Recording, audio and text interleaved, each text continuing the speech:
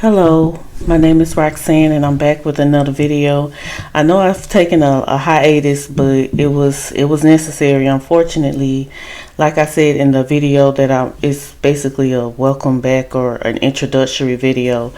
I got hacked, so I had to get a new computer, new modem and all that stuff. And I mentioned this in the previous video, well, the other video that I'm going to post, but look, if you get any suspicious emails, or especially if it's asking for money, please do not respond. Do not send any money. I have a full-time job, you guys. I don't need any money, so don't be falling for stuff like that. Just be careful out here in these internet streets, because unfortunately it's a lot of people who don't have anything to do. They don't have jobs, they don't want to get a job, so they just want to steal from other people. So just be careful. But this video is going to be about Joseph. It's going to be 2 parts, possibly 3. And before I get into it, I just want to say shout out to my 6 subscribers. Thank you for all who watch the videos. God bless you. Please like and share the video so that they will bless someone else. Also, please watch it into the end. This really helps the channel. If you cannot watch it to the end, then just make sure you save it on the watch later and come back to it, please. Alright, so we're going to jump right into the video, okay? So, some of you out there are going through some things. You may be without a job. You might be struggling to provide for your family or having issues with your faith. Know that God is with you even during hard times. Alright, so I got my trust handy dandy notebook. I got my outline, as y'all know. So I'm gonna go to Genesis chapter 37, verses 3 through 34. And I probably will be doing the PowerPoints again, but with this particular study, I did not do it because it's basically, the story of Joseph is in Genesis. So, and we're just gonna go through the chapters that pertain to him the most, starting with chapter 37.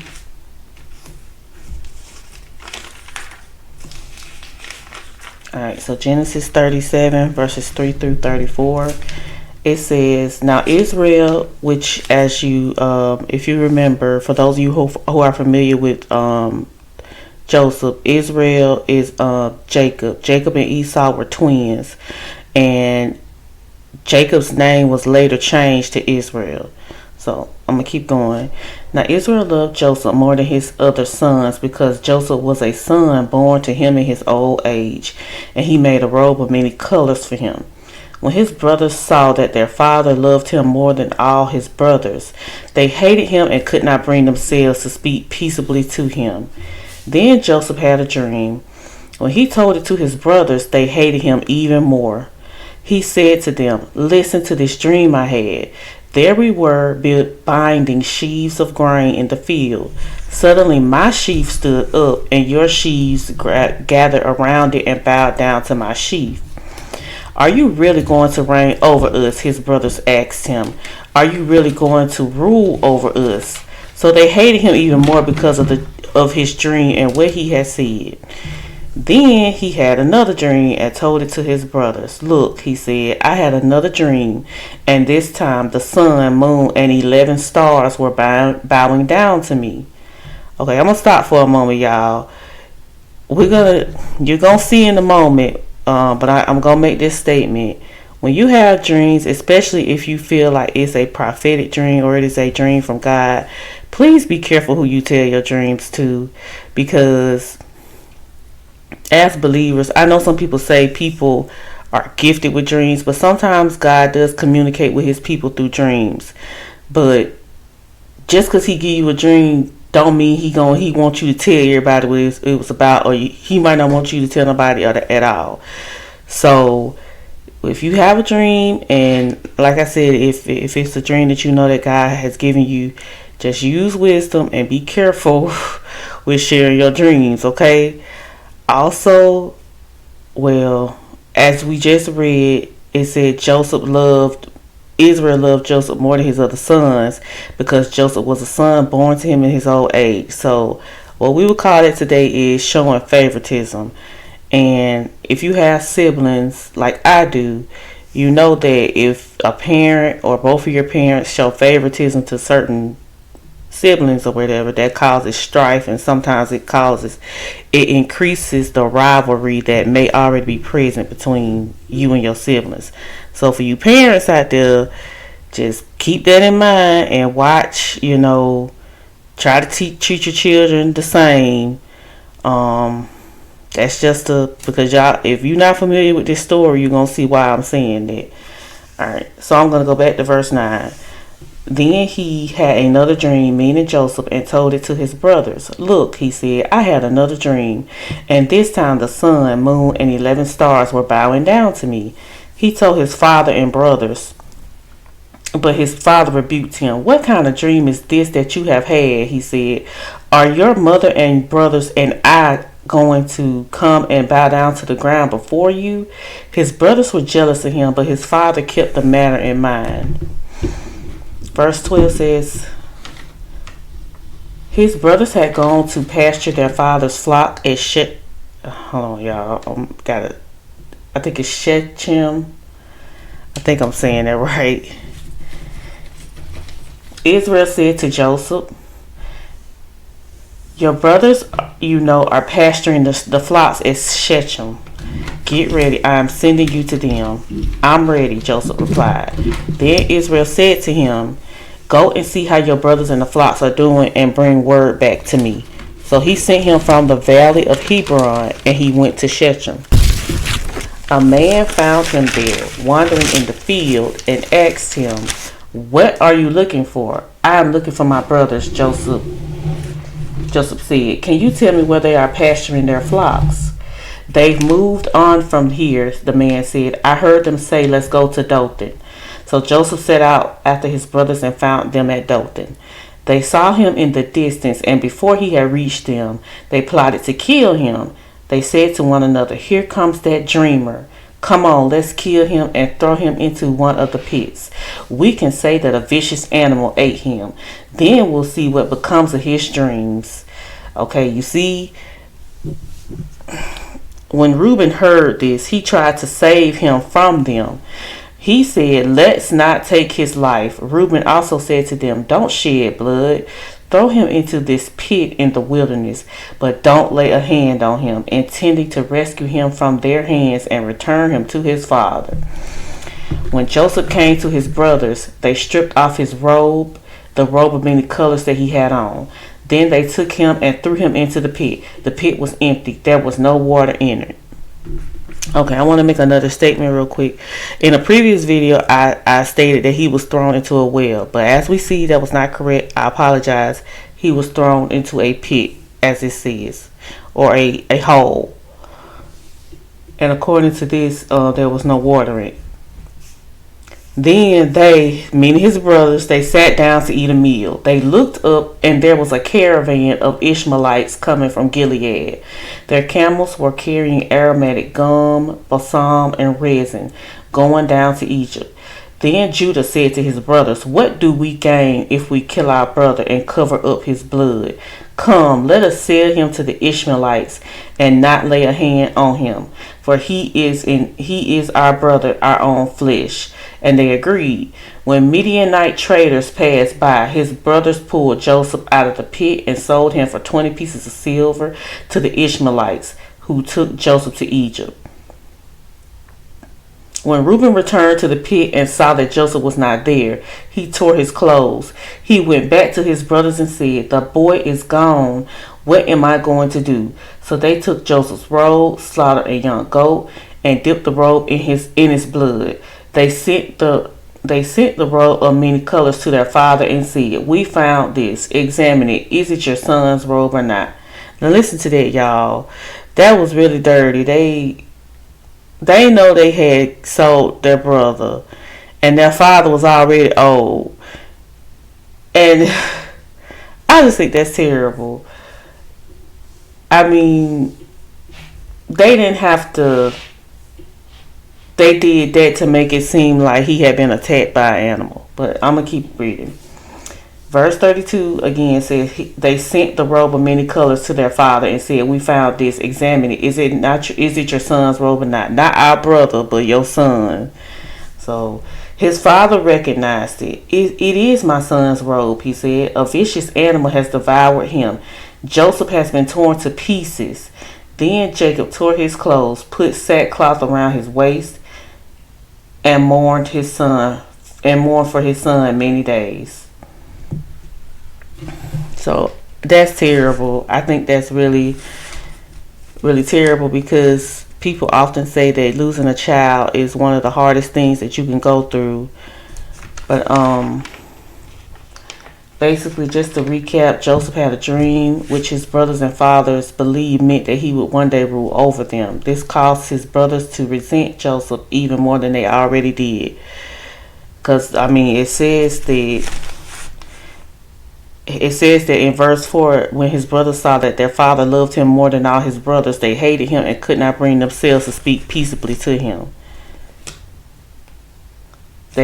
And as I read, they threw him in a pit and then sold him into slavery. Now, maybe some of you are in an unfair situation. You may be having family problems like Joseph. Know that God is with you wherever you go and in whatever situation you are in. Because Joseph could not control this situation, even though it's not a good thing to show favoritism to your children. Joseph could not help that. I mean, he did not choose when he was born, and it was not his fault that Israel treated him differently than he treated his brothers. So, but like I said, whatever situation you are in, know that God is with you and he is with you wherever you go. Alright.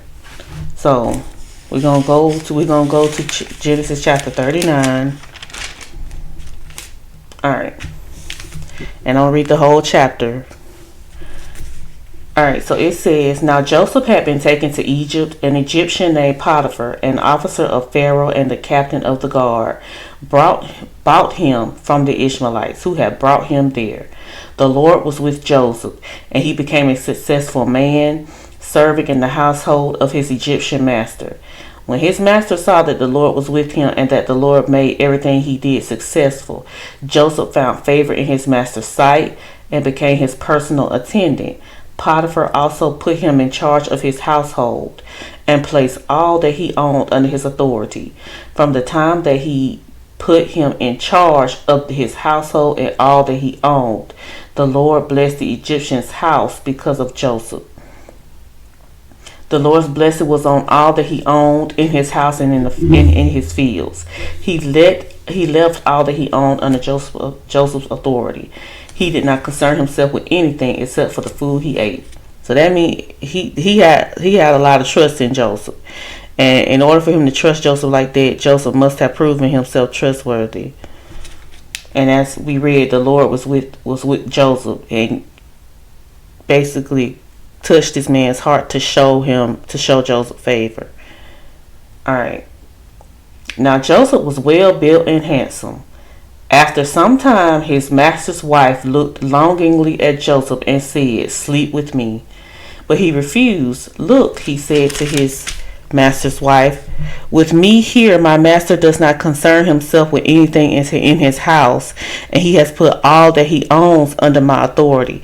No one in this house is greater than I am. He has withheld nothing from me except you, because you are his wife. So how could I do such a great evil and sin against God? Although she spoke to Joseph day after day, he refused to go to bed with her. Now one day he went into the house to do his work, and none of the household servants were there. She grabbed him by his garment and said, sleep with me. But leaving his garment in her hand, he escaped and ran outside. When she saw that he had left his garment with her and had run outside, she called the household servants. Look, she said to them, my husband brought a Hebrew man to make fools of us. He came to me so that he could sleep with me, and I screamed as loud as I could. When he heard me screaming for help, he left his garment with me and ran outside. She put Joseph's garment beside her until his master came home. Then she told him the same story. The Hebrew slave you brought to us came to make a fool of me, but when I screamed for help, he left his garment with me and ran outside. When his master heard the story his wife told him, "These are the things your slave did to me," he was furious and had him thrown into prison where the king's prisoners were confined. So Joseph was there in prison.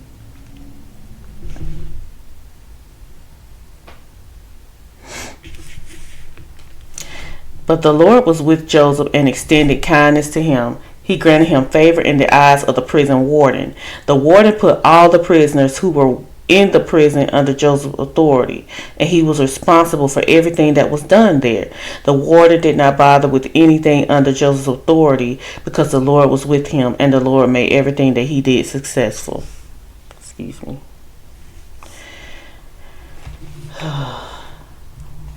See, God made everything work out for Joseph. Even though he was accused of wrongdoing, God kept him safe and gave him favor with his master, who was over the prison. Even in prison, God was with him and granted him favor. So we're going to go on to chapter 40. After this, the Egyptian king's cupbearer and baker offended their master, the king of Egypt. Pharaoh was angry with his two officers, the chief cupbearer and the chief baker, and put them in custody in the house of the captain of the guard, in the prison where Joseph was confined. The captain of the guard assigned Joseph to them, and he became their personal attendant, and they were in custody for some time. The Egyptian king's cupbearer and baker, who were confined in the prison, each had a dream. Both had a dream on the same night, and each dream had its own meaning.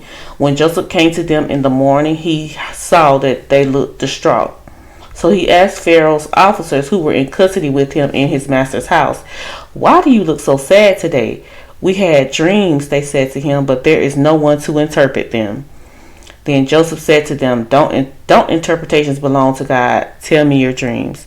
Okay, this is another reason why you need to be careful when you tell people your dreams, because like I said earlier, God sometimes speaks to his people in dreams, but it may be something that might be symbolic, and you want to make sure that you are not being manipulated or led astray or being deceived by someone. So pray and ask God and just say, "Hey, I had this dream. I don't know what it means. Just please reveal to me what it means. If it's something you want me to do, if you're trying to warn me, just let me know." And just, ask him for wisdom and ask him to keep you from being deceived and manipulated. Because like I mentioned in one of my videos, false prophets, unfortunately, there's a lot of what Jesus referred to as wolves in sheep's clothing, or a hireling. There are people who, who were actually called by God to serve and to share his word, to preach his word.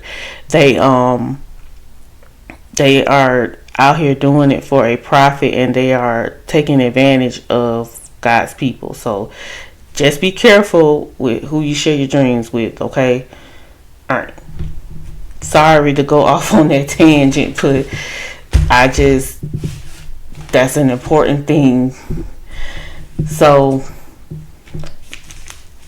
verse 9 says, "So the chief cupbearer told his dream to Joseph. In my dream there was a vine in front of me. On the vine there were 3 branches. As soon as it budded, its blossoms came out and its clusters ripened into grapes. Pharaoh's cup was in my hand, and I took the grapes, squeezed them into Pharaoh's cup, and placed the cup in Pharaoh's hand. This is the interpretation," Joseph said to him. "The 3 branches are 3 days. In just 3 days, Pharaoh will lift up your head and restore you to your position. You will put Pharaoh's cup in his hand the way you used to when you were his cupbearer. But when all goes well for you, remember that I was with you. Please show kindness to me by mentioning me to Pharaoh and get me out of this prison. For I was kidnapped from the land of the Hebrews, and even here I have done nothing that they should put me in the dungeon." When the chief baker saw that the interpretation was positive, he said to Joseph, "I also had a dream. 3 baskets of white bread were on my head. In the top basket were all sorts of baked goods for Pharaoh, but the birds were eating them out of the basket on my head. This is its interpretation, Joseph replied. The 3 baskets are 3 days. In just 3 days, Pharaoh will lift up your head from off of you and hang you on a tree. Then the birds will eat the flesh from your body. On the 3rd day, which was Pharaoh's birthday, he gave a feast for all his servants. He lifted up the heads of the chief cupbearer and the chief baker. Pharaoh restored the chief cupbearer to his position as cupbearer, and he placed the cup in Pharaoh's hand. But Pharaoh hanged the chief baker, just as Joseph had explained to them. Yet the chief cupbearer did not remember Joseph. He forgot him. Now look, Joseph correctly interpreted the dreams of Pharaoh's servants because God revealed their meanings to him. And I know this may be hard to understand, but God strategically puts his followers in the right places at the right time to carry out his will. Remember in my last video, Don't Turn Around, Paul and Silas were put in prison for something they didn't do, just like Joseph. They ended up witnessing to their jailer, and he and his entire household was saved. And that's Acts 6, chapter 16.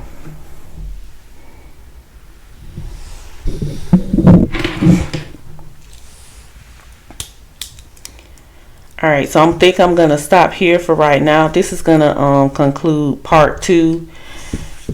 Because like I stated a little earlier, this is going to be a little lengthy.